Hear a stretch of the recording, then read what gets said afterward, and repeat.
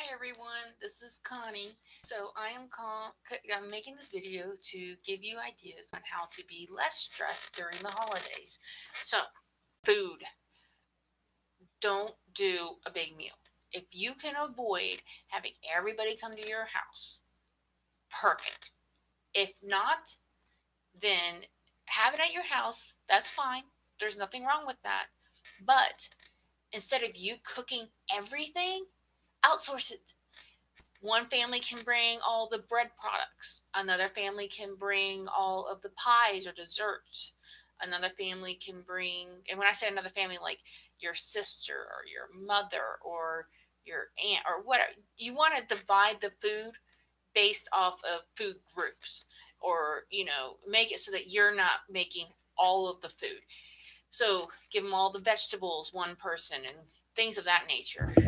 And of course, let them know about how many people are coming, and that way they know how much food to make. Gifts. Don't shop for everybody. Just don't. Don't re-gift the same gifts, like the candle. You know what I'm talking about, that one candle that goes around to everybody. In any case, don't re-gift and don't shop for everybody. Because you do have a larger family or you have a lot of friends coming over or whatever the case may be, do the Secret Santas, do the white elephants, do any type of gift giving that requires you buy a handful, that would be five or less gifts. You can put a price limit on it, or you don't have to. Now, if you have children, buy them each one gift. Of course, give them something. Santa's gives them something. And when I say something, I'm not talking about an entire stocking full of stuff and five other gifts. I'm talking one item.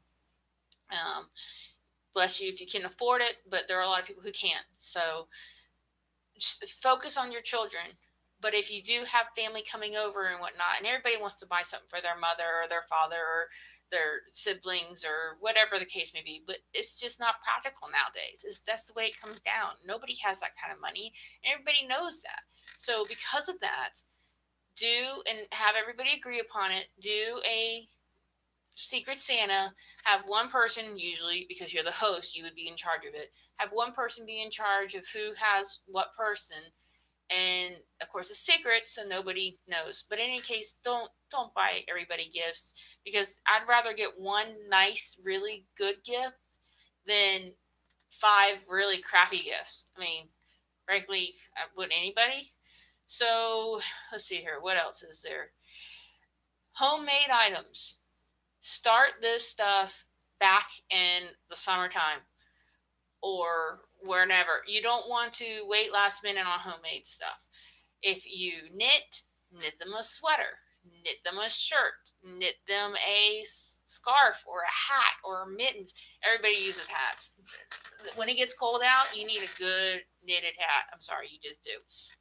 Um, you can make them paper products, like you can make them some kind of thing they can hang up on their tree. You can make them nice decorative paper writing set.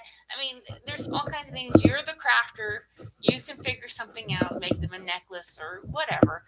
Just use what you have. Don't go out and spend a lot of money on stuff that you aren't going to be able to use, because with those kits and stuff, they don't come with just the bare minimum. They're going to come with extra stuff that you're not going to use for one craft. So if you are a crafter, then do that. But if you're not a crafter, don't go out and buy all that stuff. Okay.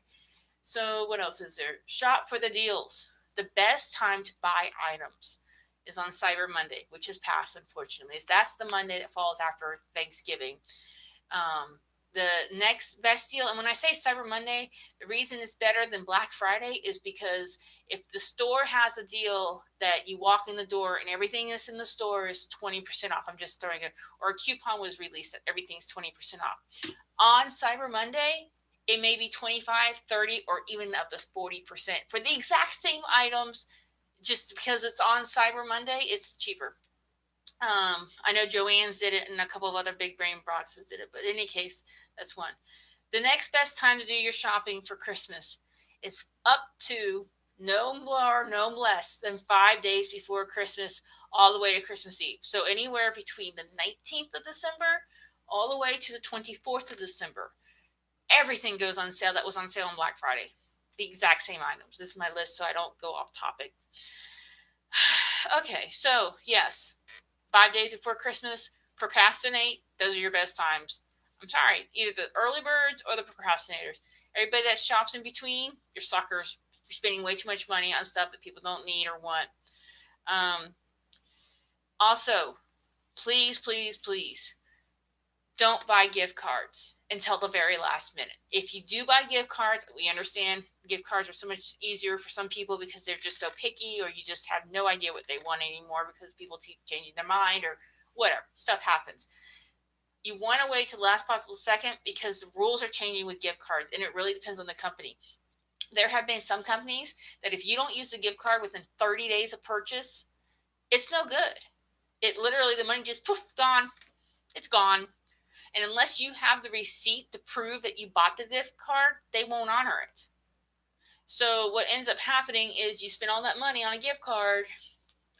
That's it. But I also found out the fact that 1/3 of all gift cards out there that people buy don't even get used. What happens is it gets thrown in a pile, it may get thrown out, they put it in a drawer, they forget about it. And most gift cards expire on average 120 days after purchase. So you're talking 3 months after Christmas if you buy it around Thanksgiving. And those are the average ones. Some companies are getting a lot more strict. Some are a lot more liberal. Some don't ever take the money off. So it really depends. But read the rules for the gift cards.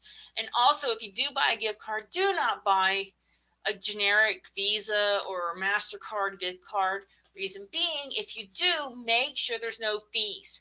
Make sure they don't require that the person who activates that gift card needs to put in their social security number. If they need to do either one of those things, it's not worth the money. You can get the exact same, more bang for your buck for a business gift card from like Target or Walmart or whatever than you could if it was a Visa, because Visa charges like $3.95 to activate, and then another $4 and some change to look it up. And then every time you look up the account or use it in an ATM or whatever, they charge you fees for that, for like 25 cents here, 50 cents there, 75 cents there. It adds up real quick, and you end up spending so much on fees and stuff. By the time that $50 gift card, you've spent $10 on fees alone. It's not worth it. All right. So next thing, jewelry. Don't buy jewelry for anybody on Christmas. Just don't do it.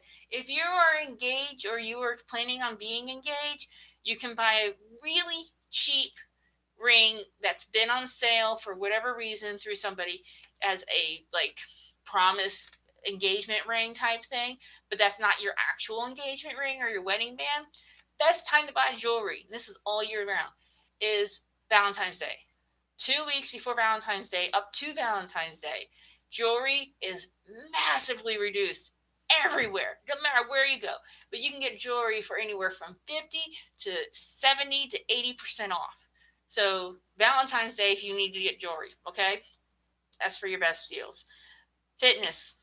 Don't buy anybody anything that requires fitness, whether it be some kind of workout machine or a gift certificate to work out at some gym or whatever. No, if they want it, they'll go get it. Okay. Decorations. So if you're anything like me, my family, we go out every year and we go overboard in decorations. So with decorations, what you're going to want to do is within the people in your family, assign areas. Now, me being a little bit of a control freak, this is kind of a hard thing, because if I give my child a area, and I'm just throwing it out there, she gets all the hallway and the bathrooms to decorate, right? I'm going to have a hard time letting her use whatever decorations to decorate those areas, because it's not going to be done the way I want it. But the point is that it takes the stress off of you and gives you the time and allows them to express themselves. So expand the areas, divide it up, everybody gets their sections, divide up the decorations, and use what you have. Do not go out and buy a bunch of decorations. Don't do it. If you want the decorations so bad, buy it after Christmas when it's on sale. It's not worth it buying full price. It's not. Don't do it. Okay. So If you are planning ahead and if you're buying gifts, even around Black Friday or mid December, I wouldn't wait till past the 15th of December. If you do, you're waited too long on these. Your best bet is, especially if you have a family that's a large family and you do want to get everybody some pretty nice gifts, go to a bulk buying site. Best ones are liquidation.com and bulk, BULQ. That's the name of it, BULQ.com. Both of those sites they're both a little different. You could put in like in the little search box, you put in mix, and a whole bunch of items come up, from computer electronics to random household goods to furniture. I mean, you name it. You can get a box as cheap as $100, and it has 160 items in it. You can get a box that's $1,000, and it has 4 to 8 top of the line computers or TVs. So it really depends on how much you're wanting to spend. You set your limit, of course, and each of those sites has a manifest. So you would click on the little picture of the item, and then you would click on the manifest button, and it tells you exactly what's in that box. So there might be some dud items. If you have a box with 200 items in it, there might be some dud items in there that you not necessarily won't use, but you won't give away as a gift. Like, you won't give away Acme face cleaner. You know what I'm saying? Who wants to get that for a Christmas present or a Hanukkah present or whatever? So in any case, if you're gonna buy in bulk, that's what I did this year. I went and I bought a bulk box. I spent $125 on my box, and I got everybody in my family, and I mean everybody in my family, a recorder for their car for the dash cam. So everybody's getting one of those cameras, and that's what their gifts are this year. If I were to buy them separately, each one's $80, and I only spent 120 on 12 of them. So yeah, I'm coming out the winner here, and everybody's gonna be like, "Oh my God, you spent way too much money." No, I didn't. Ah. They don't need to know that. So you can get some really good stuff from those sites. Okay, family, the stress of family. We love our family to death, but man, they can get on our nerves. Like, we know we get on everybody else's nerves, they can get on our nerves too. They just rub us raw. So the family rule, I call it the 2/3 rule, meaning for every 3 people that give you the advice, if 2 of the 3 are the same advice, that's what you need to do, because they have your best interest at heart. They're not going to tell you something they don't honestly believe. But at the same time, if you ask somebody, and I'm just throwing something out, baby advice is a big thing. But if you ask somebody about maybe a college decision on where your student or your child should go, or they're making the decision, or a decision about maybe buying a puppy for the house or whatever. I mean, there's all kinds of things you can ask them. If 2 out of the 3 people you've asked tell you the same thing, that's it. That's what you need to do. Even if you don't want to hear it, that's it. All right. So if they give you advice and it's unsolicited and it's such a good idea that they think you need to do it, okay. If they want to do it so bad, let them do it. It's that simple.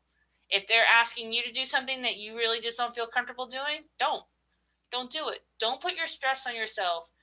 Make yourself have me time. Every day when you're with your family, you get me time. For every hour you spend with your family, you get at least 20 minutes to yourself. At least. It can be sitting in the bathroom the entire time. I don't care. It can be on your phone. I don't care.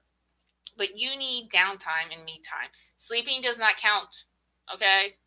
Just get that straight. Sleeping does not count. So, what else is there? Oops, wrong side.